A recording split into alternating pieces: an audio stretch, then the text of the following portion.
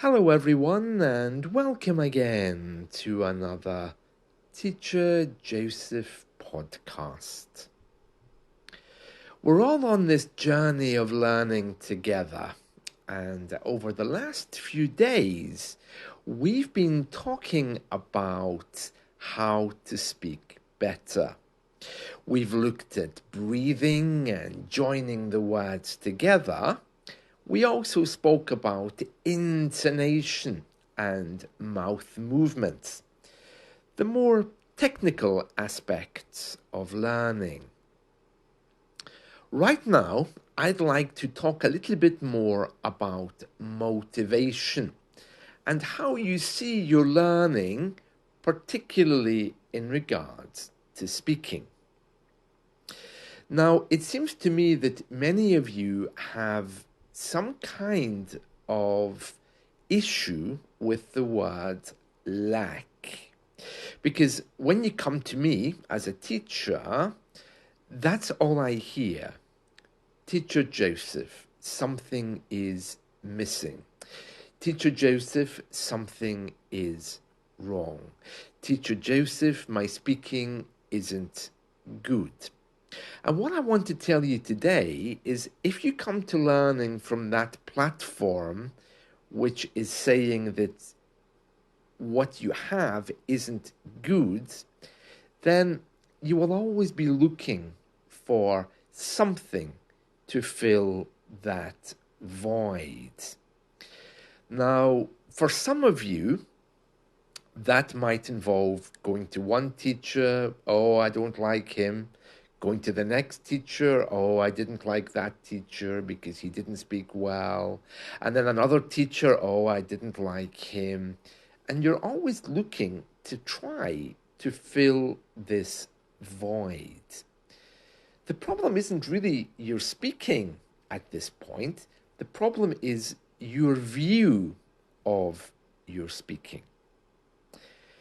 I always find it quite funny when students come to me with perfect English, speaking perfectly, and then they begin to tell me how bad their English is.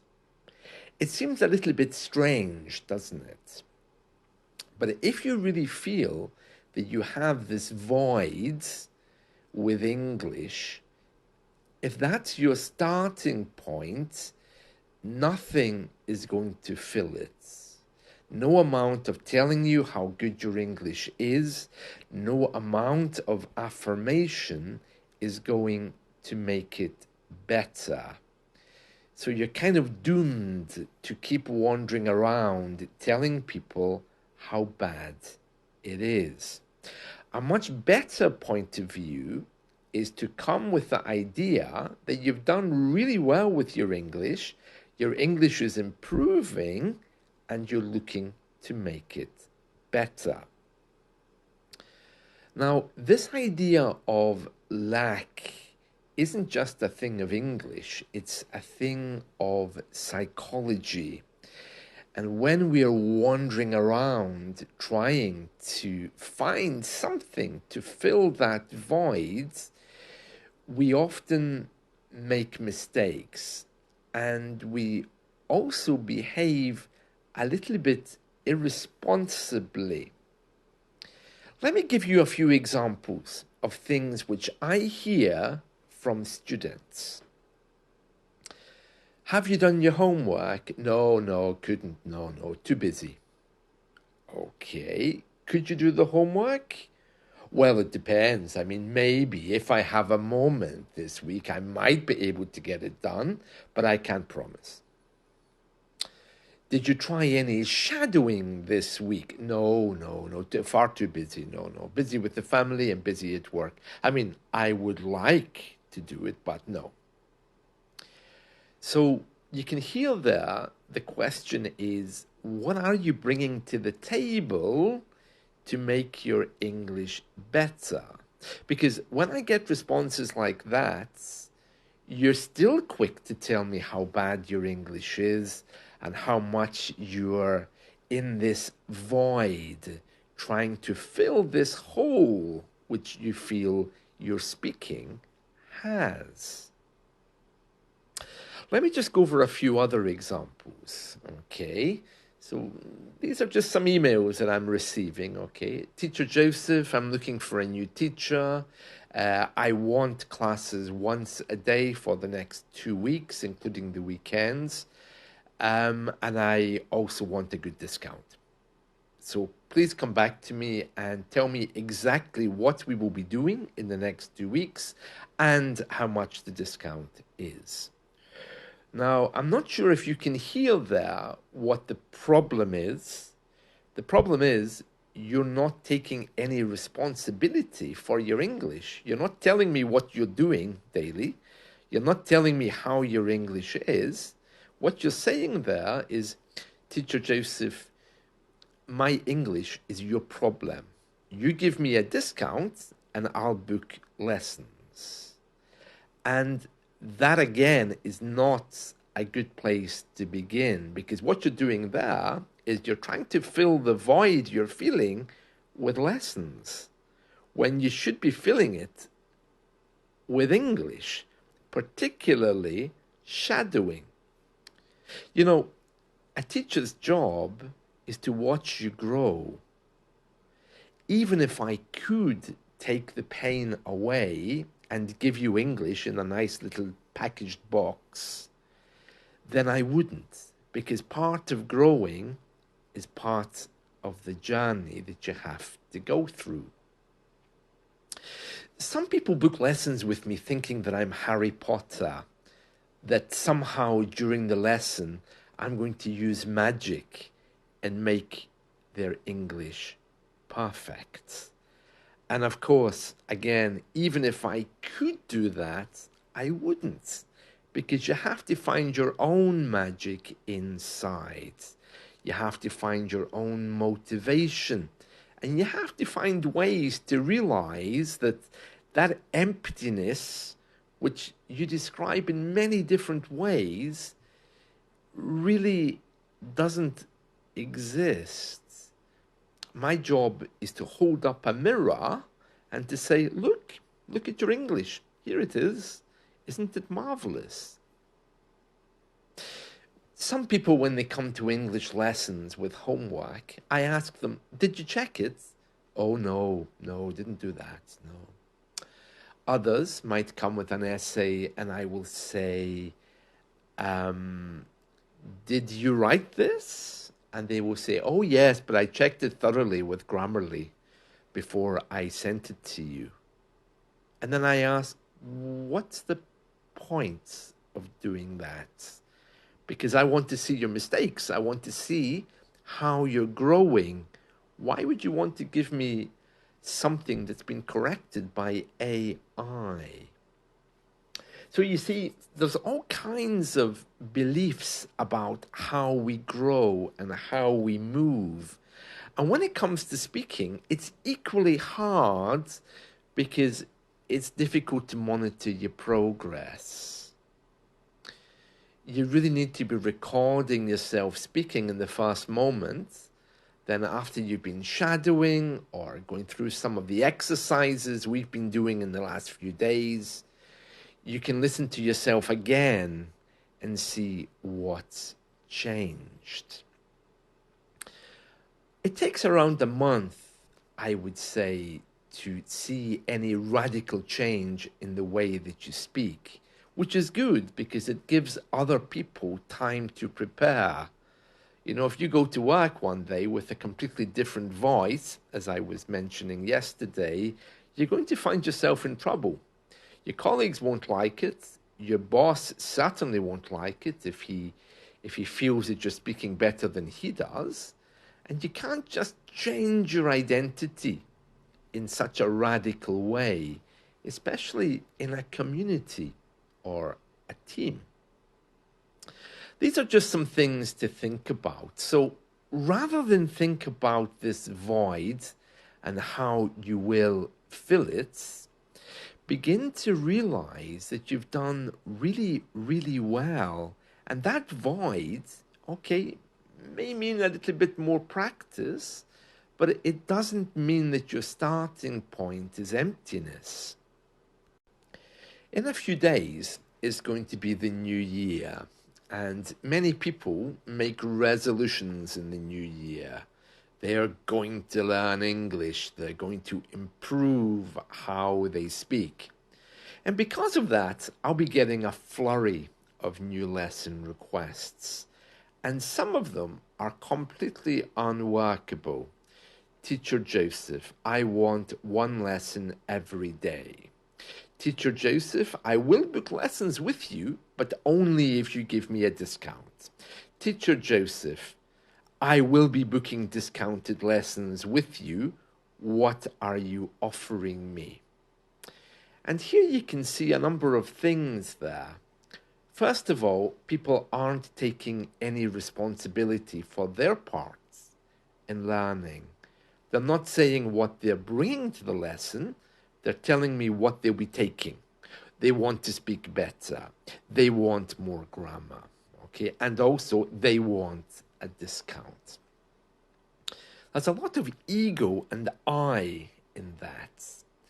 But yet, when it comes to speaking and learning generally, the more you can displace the I and form some kind of meditative practice to really see what you need to do, then the better it's going to be. There's also the issue there of people treating English like a commodity.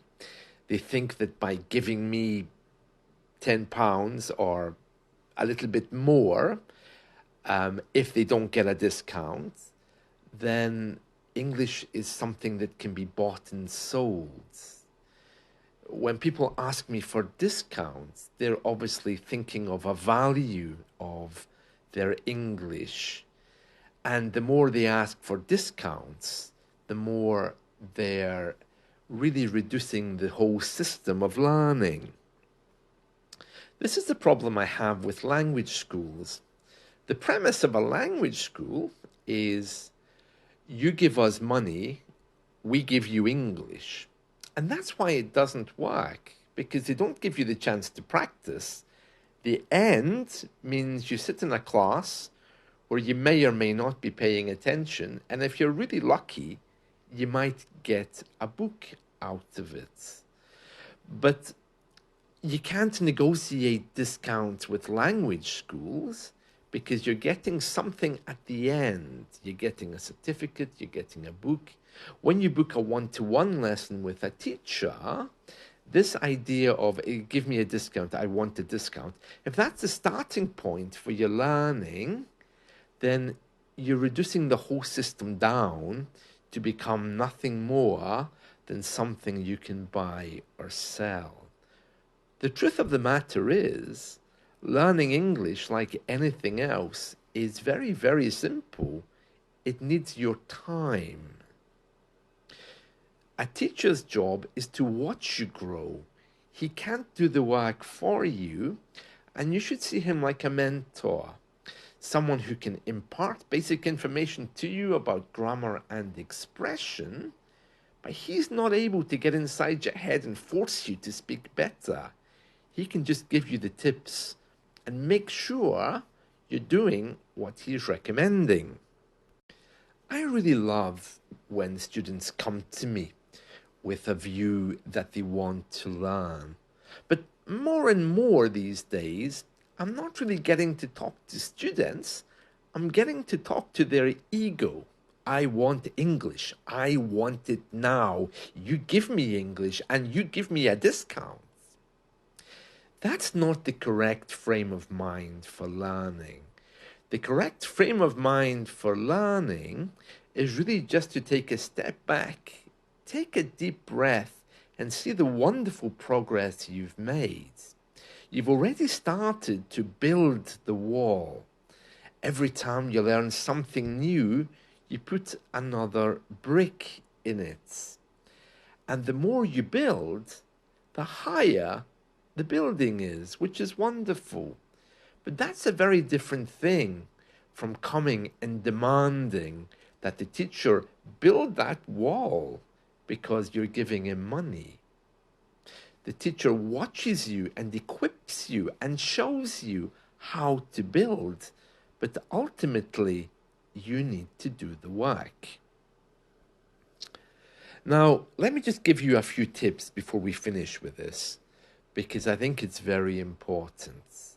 So, first of all, get your expectations right. There's no point coming and making big demands on a teacher if you can't keep your part of the deal.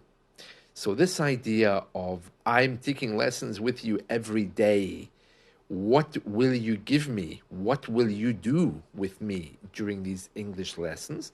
It's a perfectly valid question, but you also will be expected to do things. If you want help with grammar, or if I discover bad grammar, then I'll be expecting you to fix it.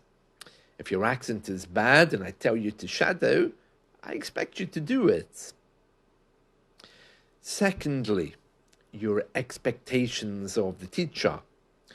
I'm not Harry Potter, and even if I was, I probably wouldn't be using my magic to make your English better. I probably would be having a delicious meal somewhere, probably in Thailand. But anyway, my point is this: the teacher can't do the work for you, but he can help you by telling you what you need to do. Okay? So, having one lesson every day with me for 2 weeks would be the same as having one lesson per week where you do the work on the other days. So, I tell you, save your money, do the work, and then I can ask you, what have you been doing the last few days? And how long for? Meeting a teacher every day is not an excuse for you not to be writing, reading, or practicing speaking better. And so, overall, what I'm saying to you is if you want to see a big improvement in your English, then you want to see a big improvement in your English, then you need to change your focus a little bit. If you're telling me, oh, but I just don't have time, my work is so busy, family is so busy, then fine. If you really can't make space, that's fine. Just quit learning or change your approach. But what you don't want to do is to waste an English lesson by coming with nothing. You need to be a little bit prepared. Some of you come to English lessons with your arms folded, and I say, okay, what have you been doing? Nothing. Have you been reading? No. Watching TV? No. Watching movies? No. Shadowing? No. Okay, so why are you here? What do you want from today's lesson? Because my idea was to do the things like check your essay and also to help you with your speaking. But if you've done nothing, what are we going to do? Because my plan is no longer there because you haven't kept your part of the deal. So what's next? Shall we read? Shall we talk? What? So you see that if you don't keep your part of the bargain, you can't expect your English to get better. So you just need to get your house in order, ready to give yourself time every day to do some shadowing. And as I've been saying on my YouTube channel recently, you really need to be thinking about some kind of meditative practice. And I say that because if you are really, really too busy with work, too busy with family, and too busy with anything else, I can't change that, but you can. Developing a meditative practice doesn't mean you have to rush away and live in a monastery for 3 months. It just means a little bit of mindfulness. Even to take 5 minutes a day just to meditate, take some deep breaths, will allow you enough time to reflect on where you're going. It could be that you don't even need English. It could be that perhaps it's just something that's on your mind, but it's a question of priorities. And there we are. So, as we approach the last day of the year, I just want you to reflect on these things. Why you're learning, what you're hoping to get out of lessons, and really whether you have enough time to be doing the things that I tell you. Because if the answer is no, what's going to happen is I'm just going to be listening to you complain about why you can't learn and about the circumstances you feel are making you unhappy. And that probably isn't the best use of time for either of us. So just something to keep in mind there. And that's it. So I'll see you all again soon. And I wish you all a wonderful day. And as the new year comes in tomorrow evening, I'll be wishing you health, happiness, peace, and most of all, safety in this coming year. See you. Bye.